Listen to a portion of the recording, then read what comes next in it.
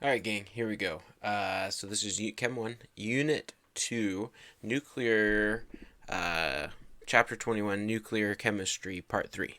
Alright, so we're going to talk about fission and fusion. We'll talk about nuclear reactors, how they worked, how we detect radiation, kind of how radiation was founded. So it's kind of a hodgepodge of everything that's left that we care about in the chapter. All right. So first off, nuclear fission, and we're starting here because this is kind of like the most used one worldwide. So the one that we've kind of like managed to actually control. All right. So fission is when you take an atom and you split it into two smaller fragments. All right. That's the definition of fission. So you're taking it, you're fissioning it, so you split it up. Okay. So when we are using them, the two ones that we've managed to actually make fissionable or useful, okay, is uranium 235 and polonium 239. Or plutonium, excuse me, plutonium 239. All right. So the idea is that you take an atom of this guy and you want to split it. All right. So we take a neutron and we shoot it at this atom, and then it splits and it releases neutrons, and then these neutrons cause other isotopes to split, which creates a chain reaction. So imagine you've got kind of like, you've got your nucleus sitting here, and you're going to take your neutron, you shoot it at it, this guy's going to split, and it's going to form two new nucleuses like this, but while it splits, it's going to shoot off neutrons of its own. Okay, and then those neutrons will hit a new atom, and then so on and so forth, and you cause this chain reaction. I'll show you a picture here in a second that kind of explains it a little better. All right, so we call controlled fission reactions nuclear reactors. That's essentially what's happening, like at Wolf Creek Power Plant just down the road. All right, you just take uranium 235, and they're bombarding it with neutrons, and it fissions off and splits up and heats up water, and we'll talk about that here in a second. And so it's controlled. All right, so that's a nuclear reactor. Uncontrolled fission reactions would be like the atomic bomb or hydrogen bomb, and so on and so forth. All right. So here's a good example of kind of what happens. So look, so we've got our target nucleus. So this is our original. So this would be the uranium 235 or plutonium. All right, and we've got the neutron. We shoot the neutron in it. The neutron, pow, hits that target nucleus, and then this guy splits up into two products, two fission products there and there. All right. Now, at the same time that's happening, it shoots off new neutrons. Now, these new neutrons have high energy because this guy is you just split an atom, and atoms have lots of energy, and it splits an atom. These neutrons come off, and then essentially these neutrons could run into a different nucleus, right? So imagine that this neutron here actually came from an original, and so this is so you'd have a new target nucleus, right? Target nucleus here, and then you'd have a new target nucleus here, and you have a new target nucleus here, and then each of these would undergo the same reaction. So this guy would form two fission products, and then three neutrons, and then they could so on and so forth. And you could imagine that very quickly you get a whole bunch of fission products that are kind of going on, and they go on and on and on, and they form this chain reaction. All right. So when we have a nuclear reactor, we have this fission reaction going, but we have to be careful to control it. Now remember, back in the first part, I told you that it's not possible to slow down or speed up a nuclear reaction, and that's true. So something that's decaying, right, either alpha, beta, or gamma decay, we can't control how fast it'll decay. We can't speed up or slow down their half-life. However, what we can do is make sure those neutrons, remember, in order for a fission to occur, the neutron has to hit the target nucleus. If that target nucleus doesn't get hit by a neutron, then we can make sure that that fission stops. All right. So that's kind of essentially what we're doing in a nuclear reactor. All right. So anyway, so this is what really happens in a nuclear reaction. We have this fission, and it creates a vast amount of energy, and for the most part, this energy is in the form of heat. Okay. Then once we do that, we use that heat to heat up water and form steam. Okay, then the steam drives a turbine, and the turbine generates electricity. So essentially, aside from the nuclear reaction part of it, this is not much different than like a steam locomotive. All right, or we're in like in a steam locomotive, you heat up coal, which heats up water, and then the water turns into steam and therefore drives your engine. Here, we're just using a different thing to heat up the water. We're using a nuclear reaction. We're using a fission reaction. All right. So here's some parts of the nuclear reactor I need you to know. All right. So we have shielding around our nuclear reaction.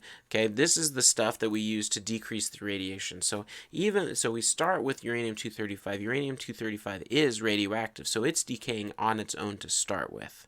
All right, so you start with uranium-235, and then we're going to fission it. We're going to break it up, all right? And then the things that it breaks up into, that is also radioactive, all right? So we have to have shielding around it to protect others, all right? And this is the idea. So there's lead, concrete, lots of water, things that'll stop that radiation, all right? The fuel is usually to uranium-235. That's the thing you're fissioning, all right? Usually uranium-235. Now, the control rods is one of our main tools that controls the speed of our fission reaction and making sure that we don't get an out of control chain reaction. All right, so the control rods are neutron absorbing rods. So they're rods made out of special material that like kind of want to absorb extra neutrons. And so we'll have like so in our reaction chamber, okay, we'll have like our tubes of uranium. So these guys here is the uranium, okay. So this is uranium. Okay, and then we'll have, so these guys will just kind of sit there, right? And there'll be these long skinny tubes, and they'll sit down there, and we'll usually just have them in water. And so this water sits there and gets heated up as this is going on. Then we'll have control rods that can sit in there tied alongside them, and sometimes they actually look like actual cases, like almost like a sleeve that the uranium can fit into. Sometimes they're just rods that kind of sit next to them. There's lots of different designs. All right, so this guy here, these control rods will come in here, and really they just kind of sit there. And so when the uranium shoots off the neutrons, these control rods will absorb it. Now these control rods can move up and down. Okay, so we can move these control rods up and down, and so if we want our reaction to go faster, we lift them up out of the way so more neutrons can hit the uranium. And then if we need to slow down our reaction, then we simply lower the control rods farther in. All right. Now the moderator, okay, is a special just one additional way that we can help control it. Uranium-235 is more effective with slow-moving neutrons, okay, because the fission of it is more effective if we can slow the neutrons down. The neutrons are going to get shot off by our fission reaction very, very quickly, okay? So we're going to put in a moderator to kind of just reduce the speed of our neutrons, right? And so if we can reduce our speed of our neutrons just slightly, then we end up with more fission reactions occurring. And so it helps slow down those fast-moving neutrons so you get more of them. So the moderator helps slow down the neutrons, all right? And then the control rods are what absorb the neutrons, all right? So you need to make sure you understand that distinction. And finally, the coolant prevents overheating. So for the vast majority of nuclear reactors, the coolant is simply water, okay? So water is really, really good at absorbing energy. Really, it's got a really high boiling point, so we can readily use it to cool down our reaction if we need to, all right? So here's kind of a simple diagram of our nuclear power plant. Okay, so here's our containment building. So this is where it actually occurs. Okay, so in here we've got our uranium fuel inside our reaction vessel. So the fuel is over here, and usually this is filled with water. Okay, and so here are our control rods. Remember, these are the guys that can go in down there and absorb the neutrons, so they can move up and down inside this chamber. And so what happens is the reaction's going on, and this water will flow through. It gets pumped through these areas here, and so the hot water will go here and then come around here. Notice that it doesn't ever go directly into these guys here. These are the steam generators, so these are going to be tanks of water as well.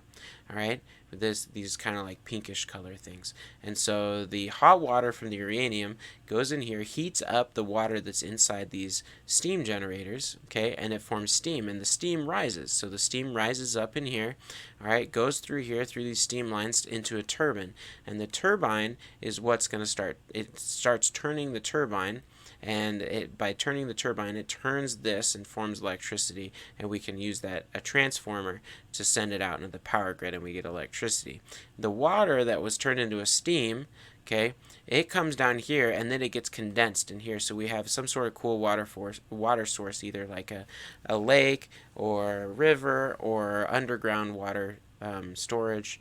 Okay, and so it condenses this water as it comes down, and so the water that was a steam comes back in here, gets pumped back into the steam generators where it can get turned into steam again. So really, this whole thing is completely sealed off from the environment. Okay, notice that. So like the water that was radiated by the uranium, it stays by itself. It's just kind of chilling here. It just makes a circle. It snakes around. It snakes around. All right, and then the water that gets turned into steam, it comes here, turns the turbine, condenses, and then comes back through. There's no water lost here. This whole thing is completely enclosed. Pretty ingenious. However, on this side, okay, when this stuff cools down, it's going to heat up this water, so it needs to be cooled. So in order to be cooled, they send it into a cooling tower, and that's kind of what you're used to seeing, these big, funny shaped towers, and that's really meant to cool it. So it kind of takes this water and pumps it up these sides with this concrete in here and cools it down, and we get water vapor. So just by this alone, the nuclear power is very interesting and very desirable, at least from this standpoint, because the only byproduct of it so far is that you get water vapor, right? That's the white stuff that's coming out of these cooling towers. It's just simply water vapor, okay? So the protons, or the protons, the pros are these, right? You get low pollution, okay? There's virtually no greenhouse gases emitted, okay? There's cheap electricity, okay? Once you get a nuclear power plant up and going, like, it's pretty cheap to run, especially if you put the time and energy in to build it right the first time, and that's pretty much mandated by law to build them correctly. It's really hard to build a nuclear reaction incorrectly, or a nuclear reactor incorrectly with all the regulations and people that are watching it, all right? And then countries with no actual natural resources of their own can produce electricity on their own. So, for example, France produces a vast majority of their electricity. I can't remember the exact percentage, but they produce the vast majority of their electricity via nuclear reactors. All right, so they don't really have like a large amount of gasoline or natural gas or places to get hydrogen power or hydroelectric power or so on and so forth, or a geothermal and stuff like that. So they can build nuclear reactors and produce electricity on their own. All right, so those are the pros. Some of the cons here. Okay, mining and refining uranium is actually pretty messy, and then you have to transport it. So you have to go somewhere to where you can find the uranium, because specifically we need that uranium-235. All right, when you get uranium out of the ground, you might have lots of different isotopes, and uranium-235 isn't even the most abundant. The atomic mass of uranium is 238.03. So the most abundant, as you know, would actually be 238. So the 235 isn't even the most abundant. Okay, so not only do we have to find the place the uranium's in, but we actually have to refine it so you get the uranium, and it's kind of a mess. And then once you have it, it's radioactive, and you have to actually transport it to wherever your nuclear reactions are. So that's kind of like, that can be kind of a pain. All right, not only that, but once you've done everything, your uranium-235 is going to be used up, right? And so you're going to have what are called spent fuel rods. All right, so like once these fuel rods have been used up, we can't use them for fission again because they're no longer uranium-235. Sometimes, we save them so we can use them in future nuclear reactions, or maybe we figure out how to use the uranium-235 more that like didn't quite get used up all the way the first time around. So there's always research going on, so on and so forth. But essentially, the byproducts of the uranium-235 are going to be around for millions of years. All right, and so we have to come up with some way to store them that won't affect, the environment, won't affect us down the road. So that's a big pain in the neck. All right. Number 3, public perception. Nuclear reactions or nuclear reactors kind of just have a bad rap. Okay, so that makes it kind of hard to run with tax money because people will vote against it, so on and so forth.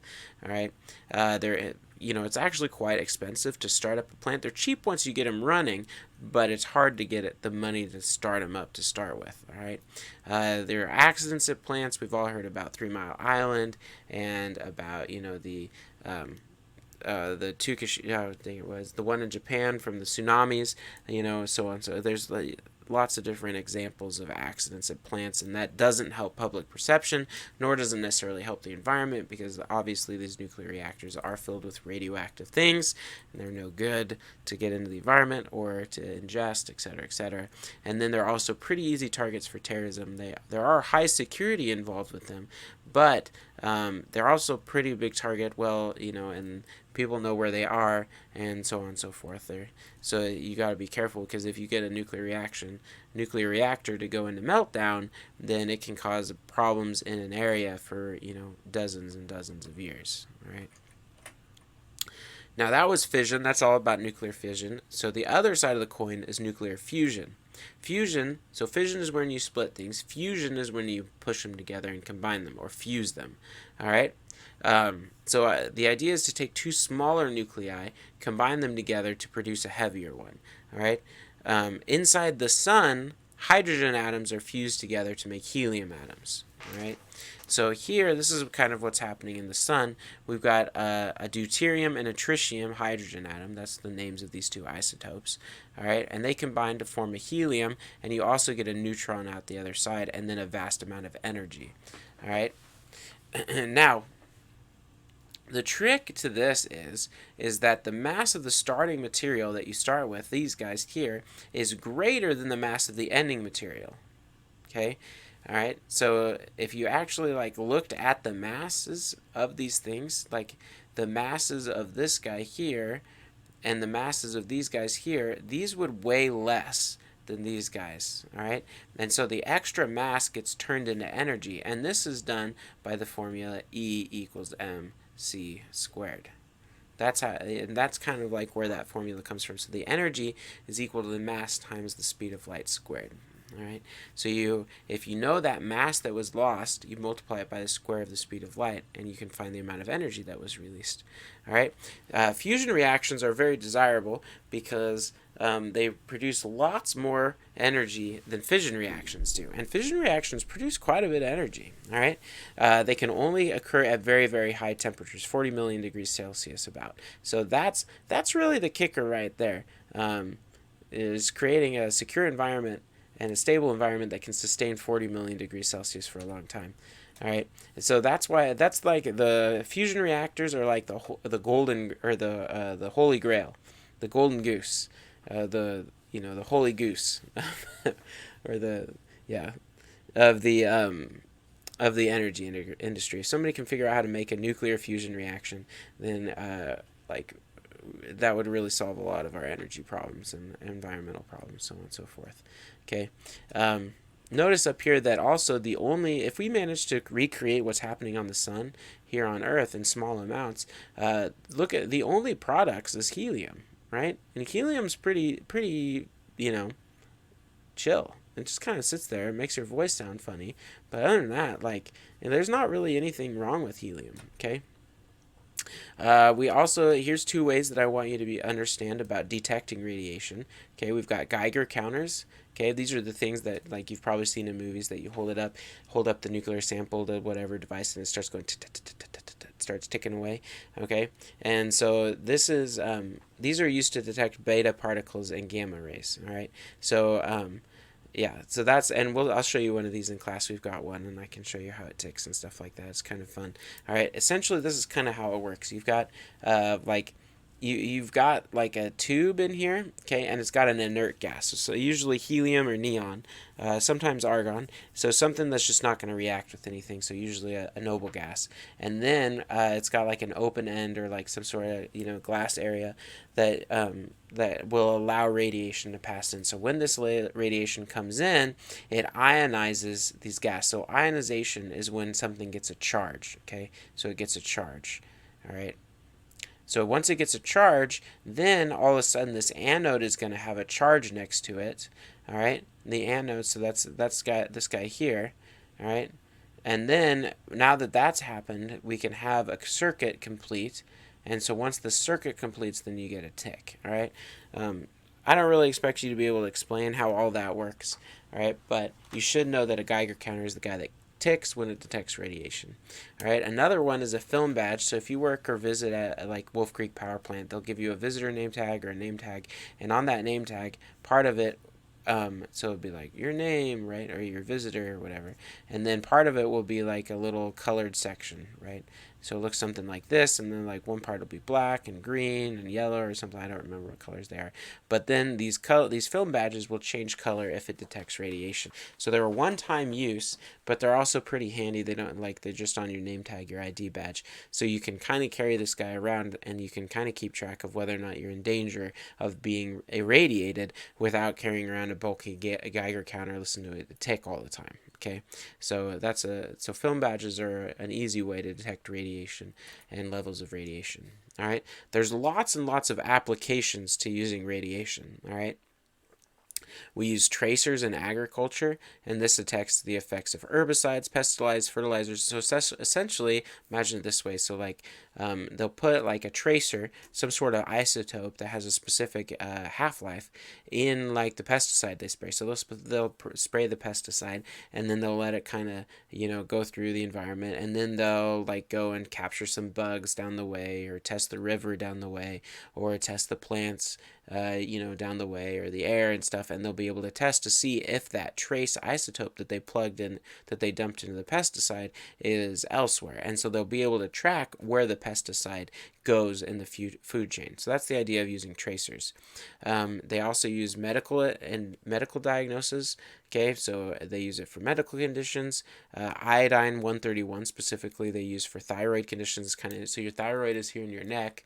Okay, and if they think you have a problem with your thyroid, they'll actually give you a little shot of iodine 131. Sometimes they'll put it in an IV, and then they'll let it just kind of sit there in your system. And the iodine 131 actually gets lodged in it, like kind of gets absorbed by your thyroid, right? And so then on your little MRI or your little CAT scan, it'll show up like real bright colors because all that iodine that you're testing for is just all right here in your thyroid.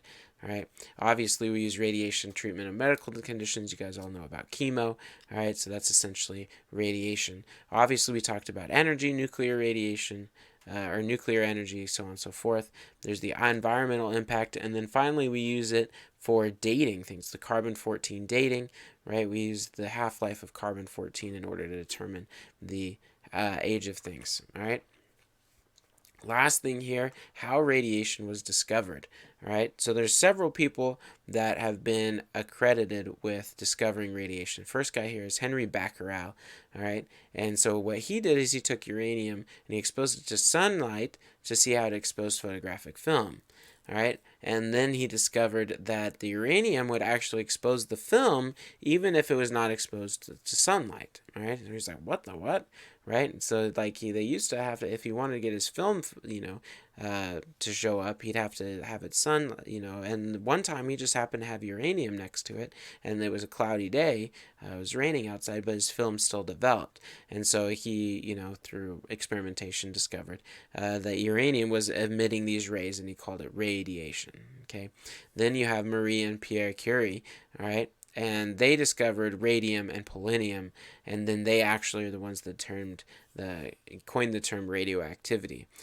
So all three of these people ended up winning the Nobel Prize for their work in radiation, and especially Marie and Pierre died early deaths because of their work with radiation.